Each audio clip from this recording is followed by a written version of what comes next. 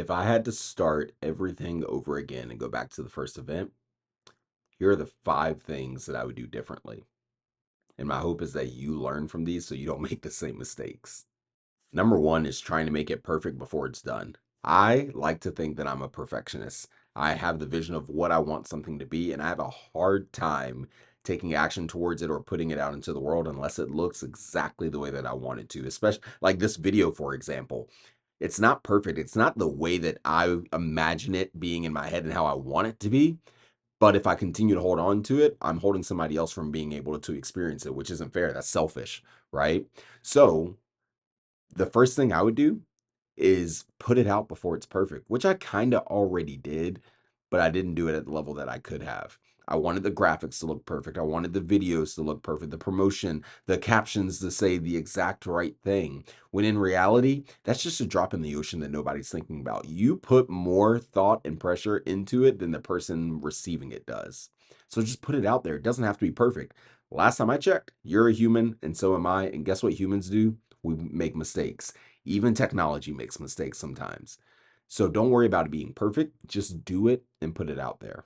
Mistake number two was waiting too long to sell. Now, the very first event that I did, most of the revenue from that came in from vendors and sponsorships than it did the actual attendees because it was a free community event. But definitely waited way too long before I started selling or promoting vendor spots to then lock those in and get that to convert into someone actually paying for a spot.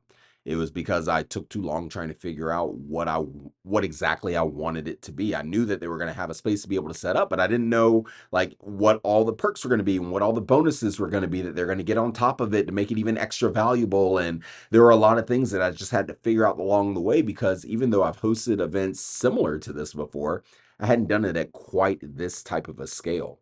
And I found this being a consistent problem for me where I wait a little too long before I start selling because there's still that little voice on the inside that says, wait, you don't have it all figured out yet. It has to be perfect before you put it out into the world. When in reality, that's just a lie that we tell ourselves.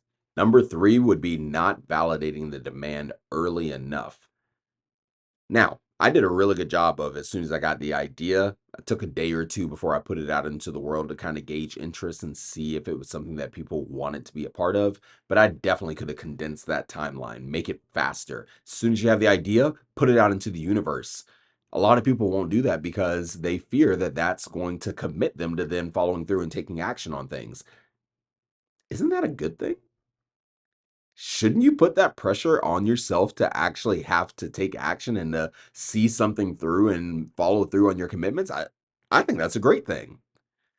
So when you have that idea, immediately put it out into the world. Doesn't mean you have to go blast it over social media, but reach out to your sphere of influence and just go ahead and pick their brain. Hey, if I were to bring something like this, an event like this, or this business idea, would you be interested in it? Do you know anybody else that would be interested in it? The worst they say is no. You haven't put it out there. You haven't tried to sell it yet. You're just trying to gauge interest on it. And right now, with social media being the way it is, and how many people we can get feedback from instantly, and how many strangers we can get feedback from instantly, it is a great tool for you to be able to use to immediately demand or immediately verify the demand for what it is you're trying to create before you put it out into the marketplace. Mistake number four would probably be not leveraging partnerships sooner, right?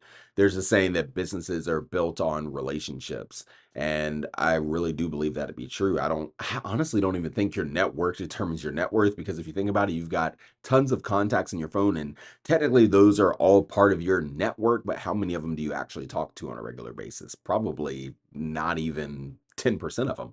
So, you do have relationships though, you do have connections, and so I would leverage those a little bit more and see who can help you bring things to fruition. Doesn't always mean that's for money. A lot of times that can just be for other connections, right? Getting you in front of more people or other resources that you need in order to bring your vision to life.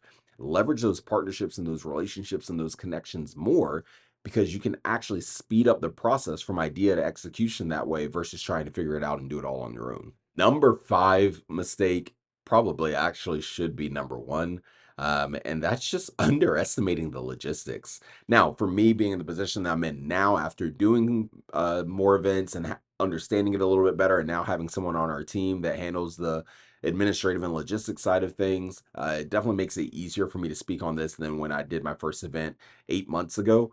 But yeah, I definitely underestimated the amount of work that goes into the logistical side of events. And also, not even just that, the communication of those logistics to the people that it affects is really important as well.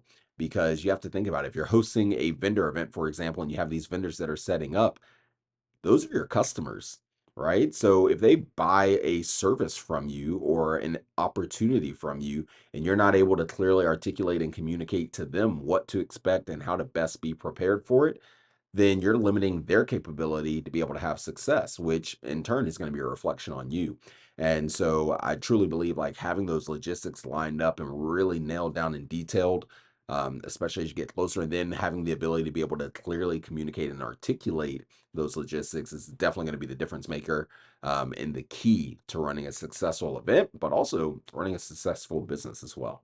And look, those are just 5 mistakes I've made. There are plenty more that I could go through, but that would be hours of video content to go through in order to get to that. And I didn't learn any of this from a course. I did it from experience. Remember, don't make it perfect. Just go out and do it and learn from the mistakes you make along the way.